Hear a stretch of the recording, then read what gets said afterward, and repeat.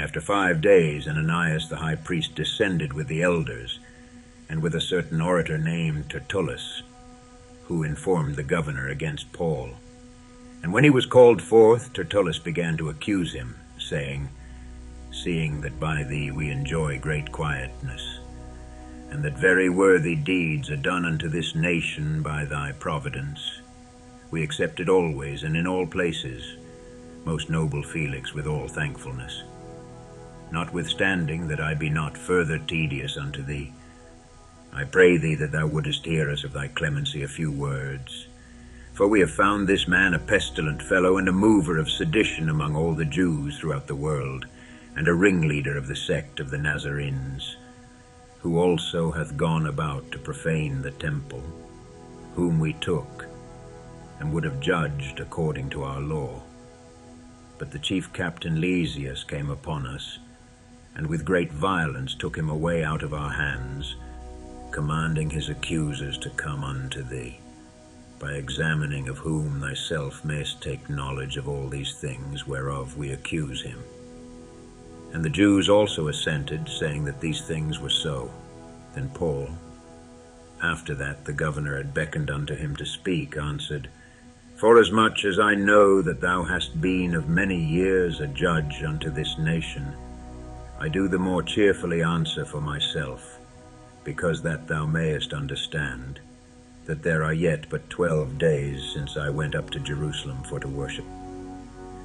And they neither found me in the temple, disputing with any man, neither raising up the people, neither in the synagogues nor in the city, neither can they prove the things whereof they now accuse me.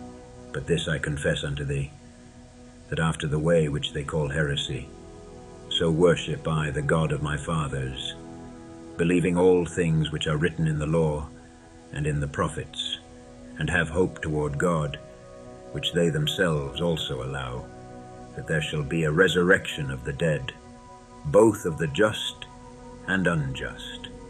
And herein do I exercise myself, to have always a conscience void of offense toward God and toward men.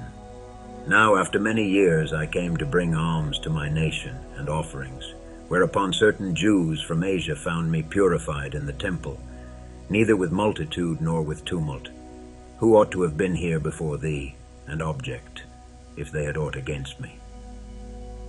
Or else let these same here say, if they have found any evil doing in me, while I stood before the council, except it be for this one voice, that I cried standing among them, touching the resurrection of the dead I am called in question by you this day. And when Felix heard these things, having more perfect knowledge of that way, he deferred them, and said, When Lysias the chief captain shall come down, I will know the uttermost of your matter.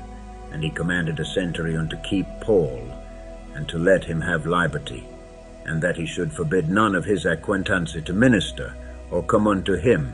And after certain days, when Felix came with his wife Drusilla, which was a Jewess, he sent for Paul, and heard him concerning the faith in Christ.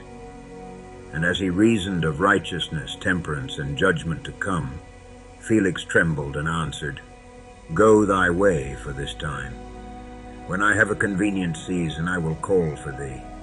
He hoped also that money should have been given him of Paul, that he might loose him. Wherefore he sent for him the oftener, and communed with him. But after 2 years, Porcius Festus came into Felix's room, and Felix, willing to show the Jews a pleasure, left Paul bound.